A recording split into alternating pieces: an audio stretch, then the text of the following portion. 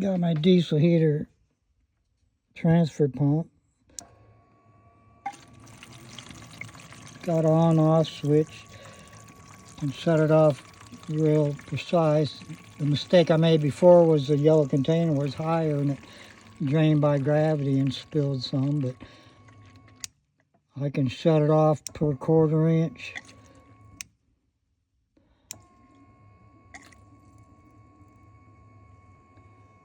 So now it's making it easier instead of a funnel and the containers tip over.